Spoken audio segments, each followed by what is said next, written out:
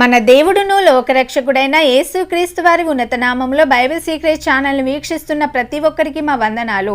ఎన్నో శతాబ్దాలుగా మానవాళిని ఆకర్షిస్తున్న అంశం చేతబడి లేదా మంత్రవిద్య. 2014 యూత్ సర్వే ప్రకారం ఈ మధ్యకాలంలో యువతకు మంత్రతంత్రాల మీద చాలా నమ్మకం పెరిగిందంట. అయితే ఇలా నమ్మకం పెరగడానికి కారణం టీవీల్లో, సినిమాల్లో, మిగతా ప్రసార మాధ్యమాల్లో వారి లాభసాటి వ్యాపారం కోసం దయ్యాల కథలను, పాత్రలను, మాంత్రికులను చాలా అందంగా ఆకర్షణీయంగా ఏ ప్రమాదం లేదన్నట్టుగా చూపిస్తున్నారు. కానీ బైబిల్ ప్రకారం దయ్యాలతో సంబంధం పెట్టుకోవడం ఎలాంటి ప్రమాదం లేని ఒక సరదా కాదు. కొంతమంది కమ్యూనికేషన్ నిపుణుల అభిప్రాయం ప్రకారం టీవీ కార్యక్రమాల్లో, సినిమాల్లో దయ్యాలను చూపించే విధానం వల్లే పిల్లలకు, యవనస్తులకు జ్యోతిష్యం, దయ్యాలు, రక్తపిశాచాలు, మంత్రతంత్రాలంటే బాగా ఆసక్తి పెరిగిపోయిందంట. అసలు మంత్రతంత్రాలు చాలా మందికి ఎందుకు ఆసక్తికరంగా అనిపిస్తున్నాయి? మరియు మంత్రతంత్రాలకు సంబంధించిన కథలు కేవలం మంచికి చెడుకు మధ్య జరిగే పోరాటం గురించి చెప్పే కథలు మాత్రమేనా? వాటి వల్ల ఏమైనా ప్రమాదం ఉందా? మంత్రతంత్రాలు చేయడం, అలాంటి వినోదం చూడడం, మాంత్రికుల్ని సంప్రదించడం ప్రమాదకరమా? వాటి విషయంలో మనం ఎందుకు జాగ్రత్తగా ఉండాలో బైబిల్ ఏం చెప్తుంది ఇప్పుడు చూద్దాం. ముందుగా మా వీడియోస్ కనుక మీకు నచ్చినట్లయితే లైక్ అండ్ సబ్స్క్రైబ్ చేసుకొని ఇంకా అనేకులకు షేర్ చేయండి. చేతబడి లేదా మంత్రవిద్య, దీనినే బ్లాక్ మ్యాజిక్ లేదా డార్క్ మ్యాజిక్ అని కూడా పిలుస్తారు. మంత్రవిద్య అంటే నెగిటివ్ ఆలోచనలు కలిగిన వ్యక్తులు చెడును ఆరాధించే ప్రక్రియ. దుష్ట శక్తులను ఉపయోగించి వారికి అవసరమైన ప్రతిదాన్ని పొందడానికి షార్ట్ కట్ ఈ బ్లాక్ మ్యాజిక్. ఈ పద్ధతి ద్వారా కొందరు వారి స్వార్థ ప్రయోజనాల కోసం అతిదేంద్రియ శక్తులను ఉపయోగించి ఇతర వ్యక్తులను నియంత్రించడానికి, వారికి నష్టం, అపాయం కలిగించడానికి, గాయపరచడానికి, చంపడానికి లేదా చెడు చేయడానికి ఉపయోగిస్తారు. మంత్రతంత్రాల్ని బైబిల్ ఎందుకు తీవ్రంగా ఖండిస్తుంది? బైబిల్ అన్ని రకాల మంత్రతంత్రాలను బలంగా ఖండిస్తుంది, ఎందుకంటే అవి చెడు నుండి వచ్చాయి. మంత్రతంత్రాలు చేస్తే దయ్యాలతో లేదా చెడ్డ దూతలతో సంబంధం పెట్టుకున్నట్టే. దుష్ట శక్తులతో అనుబంధం మరియు అతిదేంద్రియ శక్తుల కారణంగా బైబిల్ చేతబడిని ఖండిస్తుంది. ఇది ప్రేమ, నీతి మరియు దేవునికి విధేయత అనే వాటికి విరుద్ధంగా ఉంటుంది. చేతబడిలో పాల్గొనడం అంటే అది దేవుని మాటను వ్యతిరేకించడమే అవుతుంది. ఎందుకంటే యెషయా గ్రంథం 38:4, ప్రకటన 5:11 ప్రకారం దేవుడు భూమిని చేయడానికి చాలా కాలం క్రితమే ఆయన ఎన్నో కోట్ల దేవదూతల్ని చేశాడు. ఈ దూతల్లో ప్రతి ఒక్కరికి దేవుడు స్వేచ్ఛగా నిర్ణయాలు తీసుకునే స్వేచ్ఛనిచ్చాడు. అంటే మంచి చేయాలో చెడు చేయాలో నిర్ణయించుకునే సామర్థ్యాన్ని ఇచ్చాడు. కానీ వాళ్ళలో కొందరు దేవదూతలు దేవుని మీద తిరుగుబాటు చేసి ఆయనకు శత్రువులయ్యారని బైబిల్ చెప్తుంది. దాంతో దేవుని వ్యతిరేకించిన కొందరు దేవదూతలు పరలోకం నుండి భూమి మీదకు బహిష్కరించబడ్డారు. వారు భూమి మీద పడి ప్రజల మధ్య సమస్యలు సృష్టించడం మొదలుపెట్టారు. దాని ఫలితంగా భూమి అంత బలాత్కారంతో నిండిపోయినట్లు ఆదికాండం 6:2, యూదా 6లో చూడొచ్చు. ప్రపంచంలో చాలా మంది ప్రజలు మాంత్రికులు లేదా భూత వైద్యుల ద్వారా దయ్యాలతో మాట్లాడడానికి ప్రయత్నిస్తుంటారు. వాళ్ళు నక్షత్రాన్ని, శకునాల్ని, రాశులను లేదా అరచేతును చూస్తూ సోదె లేదా జ్యోతిష్యం ద్వారా వారి భవిష్యత్తు తెలుసుకోవడానికి మరియు చనిపోయిన తమ ప్రియమైన వాళ్ళతో మాట్లాడాలని ప్రయత్నిస్తారు. పై కారణాలు తప్పేమి కాదు, ఎందుకంటే భవిష్యత్తు గురించి తెలుసుకోవాలని, చనిపోయిన మన వాళ్ళను కలుసుకోవాలని కోరిక అందరికీ ఉంటుంది. కానీ అది చాలా ప్రమాదంతో కూడుకున్నది. అందులో ఉన్న ప్రమాదాన్ని తెలుసుకోవడం ప్రాముఖ్యం.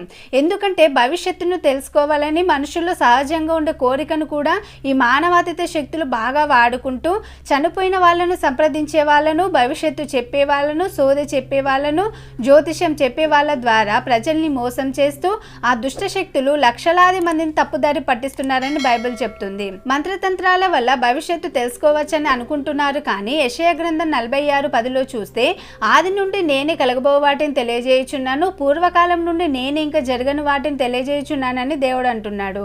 మంత్రతంత్రాల వల్ల బ్రతుకున్న వాళ్ళు చనిపోయిన వాళ్ళతో మాట్లాడగలరని అనుకుంటున్నారు. కానీ బైబిల్లోని ప్రసంగి 9:5లో చూస్తే చచ్చిన వారు ఏమీయూ ఎరుగరు, పాతాళం నందు పని అయినను, ఉపాయమైనను, తెలివి అయినను, జ్ఞానమైనను లేదని ఉంది. అయితే సాతాను మిమ్మల్ని మోసం చేస్తూ చనిపోయిన మీ వాళ్ళతో మాట్లాడుతున్నారని అనుకునేలా చేస్తున్నాడు. దయ్యాలను, మానవాతీత శక్తులను, మంత్ర విద్యకు సంబంధించిన వేటినైనా చాలా మంది సందేహిస్తారు లేదా నమ్మరు. అలాంటి వాటిని కల్పితాలుగా లేదా సినిమా రచయితలు ఆసక్తికరంగా రాసిన కథలుగా చూస్తారు. కానీ బైబిల్ మాత్రం అలా చూడట్లేదు. దయ్యాలతో సంబంధాలు పెట్టుకోవడాన్ని చాలా ఖచ్చితంగా, స్పష్టంగా ఖండిస్తుంది. ద్వితోపదేశ కాండం 18:10లో చూస్తే సోదె చెప్పేవాడు, ఇంద్రజాలం చేసేవాడు, శకునగాడు, మంత్రగాడు, మంత్రం వేసి ఇతరుని బంధించేవాడు, భవిష్యత్తు చెప్పేవాడు, దయ్యం లేదు విచారణ చేసేవాడు లేదా చనిపోయిన వాళ్ళని సంప్రదించేవాడు మీ మధ్య ఉండకూడదు. ఎందుకంటే ఇవి చేసే వాళ్ళంతా యెహోవాకు అసహ్యులని వ్రాయబడి ఉంది. చేతబడి గురించి బైబిల్ ఏం చెప్తుంది ఇప్పుడు చూద్దాం. మంత్రాలు, భవిష్యవాణి, ఆత్మలతో మరియు ఇతర చీకటి ఆధ్యాత్మిక కార్యకలాపాలతో సహా ఈ విధమైన చేతబడిని బైబిల్ స్పష్టంగా ఖండిస్తుంది. ఇటువంటి అభ్యాసాలకు వ్యతిరేకంగా వాటిని చేయకూడదని అనేక వాక్యాలు ఉన్నాయి. చీకటి కళను అభ్యసించే వారితో ఎలాంటి సంబంధం ఉండకూడదని దేవుడు ఇజ్రాయేలీలకు ఆజ్ఞాపించాడు.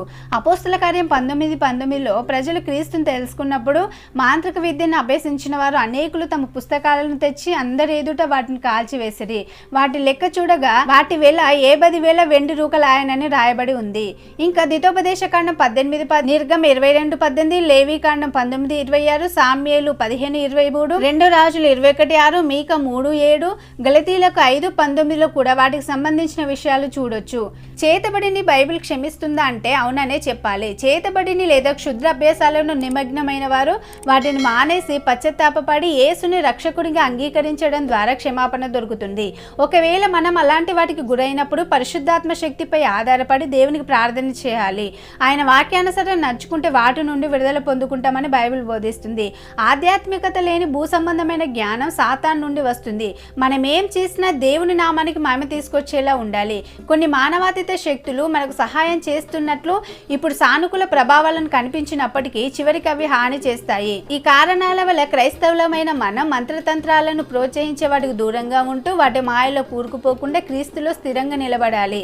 దానివల్ల మనం దేవుని హృదయాన్ని సంతోషపెట్టిన వారిగా ఉంటాము. మంత్రతంత్రాల్లో ఉన్న అబద్ధాన్ని బయటపెట్టే ఒకే ఒక మార్గం బైబిల్.